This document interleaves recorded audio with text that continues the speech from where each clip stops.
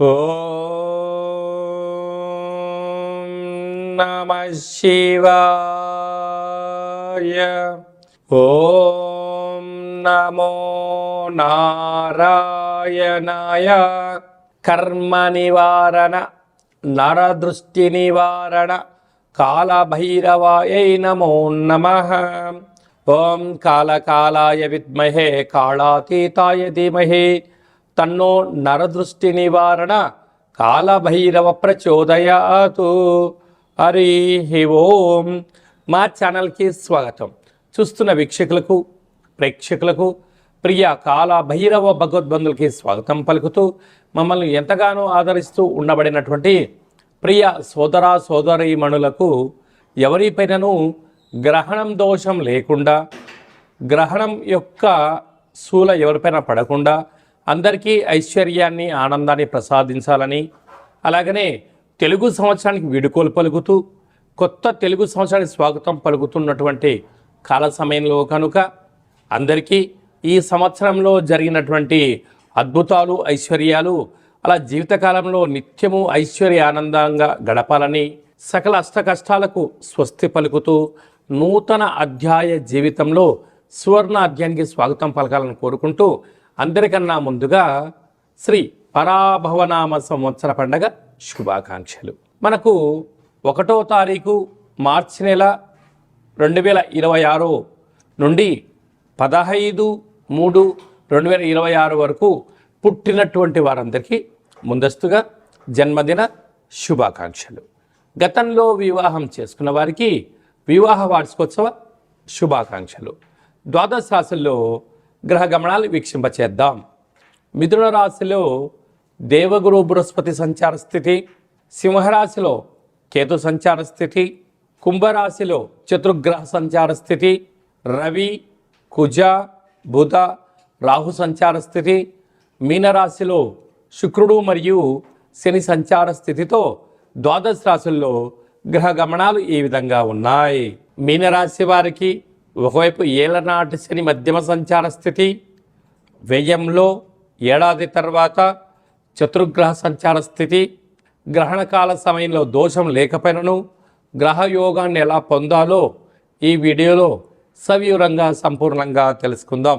మీనరాశిలో ఏ ఏ నక్షత్రాలు వస్తాయి అనగా పూర్వాభాద్ర నక్షత్రంలోని చివరి పాదం 4వ పాదము, ఉత్తరాభాద్ర నక్షత్రంలోని 4 పాదాలు, రేవతి నక్షత్రంలోని 4 పాదాలు కలిపితే మీనరాశి. రాశాధిపతి దేవగురు బృహస్పతి. వీరికి రాశిలోనే శుక్ర భగవానుడు శని భగవానుడు ఉండడం వల్ల నూతన వస్త్రాలు, బంగారు ఆభరణాలు, షేర్లు, గృహాలు, కార్లు విక్రయాలతో ఆనందకరమైన జీవితాన్ని పొందబోతున్నారు. అర్ధాష్టమ గురుడు ఉండడం వల్ల వృత్తులలో, ఉద్యోగాలలో, వ్యాపారంలో స్వల్పమైన ఆటంకాలు ఉండినను వీటిని మనోధైర్యం చేత, ఆత్మస్థైర్యం చేత, భగవత్ ఆరాధన చేత, ఓర్పు నేర్పు చేత నెట్టుకపోగలిగితే మీకన్నా అదృష్టవంతులు ఎవరు లేరు అని చెప్పి కూడా గమనించాలి. అదే కాకుండా విశేషంగా వీరికి 6వ స్థానంలో కేతు సంచార స్థితి, అక్కడే గ్రహణ సంచార స్థితి ఉన్నప్పుడు వీరికి గ్రహణకాల సమయంలో దోషం లేదు. అయినను గ్రహణకాల సమయంలో పట్టు స్థానము, విడుపు స్థానము, తదనంతరము దేవతా దర్శనం చేయడం వలన వీరికి యోగం కలుగుతుందని చెప్పి గమనించాలి. వ్యయంలో ఎన్నడూ లేని విధంగా ఆత్మకారకుడు రవి, రుణరోగ శత్రుకారకుడు కుజుడు, కుజదోషము, అక్కడే బుధుడు బుద్ధి భగవానుడు, వాస్తు నరదృష్టికారకుడు రాహు సంచారం చేయడం వలన వ్యయంలో చతుర్గ్రహాలు ఉన్నప్పుడు కుజదోషంతో కూడుకున్న గ్రహాలు అవడం వలన అప్పులు ఇవ్వద్దు, అప్పులు తెచ్చుకోవద్దు. దీనివల్ల పోలీస్ స్టేషన్లు, కోర్టు సమస్యలు, ఆర్థిక లావాదేవీలతో అనేక రకాలుగా ఇబ్బందికి గురయ్యే పరిస్థితి ఉంటుంది. కనుక ఇలాంటి కాల సమయంలో సంవత్సరంలో చివరార్ధ అష్టమి తిథి అవడం వలన కూష్మాణ దీపాన్ని వెలిగించి పూజ చేసి దానము చేయడం వలన దోషం తొలగి ఐశ్వర్యం కలుగుతుందని చెప్పి గమనించగలగాలి. మార్చి నెలలో ప్రథమార్థంలో ముఖ్యమైన పండగల గురించి క్లుప్తంగా సవివరంగా సంపూర్ణంగా తెలుసుకుందాం. మనకు 3వ తారీఖు 3వ నెల 2026వ సంవత్సరంలో మనకు చంద్రగ్రహణం జరుగుతుంది. కనుక చంద్రగ్రహణము మధ్యాహ్నము 3 గంటలకు ప్రారంభమయ్యి సాయంత్రం 7 గంటల వరకు కొనసాగుతుంది. కనుక 3 గంటల ముందరలోనే భోజనం చేయాలి. కనుక 11 గంటల లోపనే అందరూ భోజనం చేయండి. గ్రహణ కాల సమయంలో వీలైనంత వరకు తినడం, వాదించడం, కోపతాపాలకు అవకాశం ఇవ్వకుండా మౌనం, ధ్యానం, ఏకాగ్రత, సత్ప్రవర్తనగా ఉండగలిగినట్లయితే గ్రహణ దోషం తొలగి రాబోయే వచ్చేటువంటి గ్రహణం వరకు ఎలాంటి ఆటంకాలు ఉండవని చెప్పి గమనించాలి. గ్రహణ కాల సమయంలో నిల్వ ఉండబడిన వస్తువులను ఆ రాత్రి కానీ మరుసటి రోజు కానీ దయచేసి భుజించవద్దు. నిల్వ ఉండబడినటువంటి పదార్థాలలో దర్భను వేసి ఉంచండి. సకలమైనటువంటి గ్రహణ కాల సమయంలో మంత్ర సాధన ఏదైతే చేస్తామో అద్భుతమైన ఫలితాన్ని, ఐశ్వర్యాన్ని కలిగిస్తుందని చెప్పి గమనించగలగాలి. 11వ తారీఖున పాల్గొన మాస బహుళ అష్టమి, అంటే ఈ తెలుగు సంవత్సరాదిలో చివరి అష్టమి కనుక ఈ సంవత్సరంలో జరిగినటువంటి అష్ట కష్టాలను తొలగించుకొని రాబోయేటువంటి శ్రీ పరాభవనామ సంవత్సరానికి స్వాగతం పలుకుతున్న కాల సమయంలో ఇంటిలో శుద్ధి పెట్టుకొని నింబకుస్మ దీపాన్ని కానీ, నారికేల దీపాన్ని కానీ, అలా కుష్మాండ దీపాన్ని కానీ పెట్టి కాళ్ళ భైరవ స్వామి యొక్క స్మరణ, ధ్యానము చేయగలిగినట్లయితే సకల అష్ట కష్టాలు తొలగిపోయి ఈ సంవత్సరంలో మనపైన ప్రసరించినటువంటి నరదృష్టి, శత్రు ప్రభావాలు అన్నీ తొలగిపోతాయని చెప్పి గమనించాలి.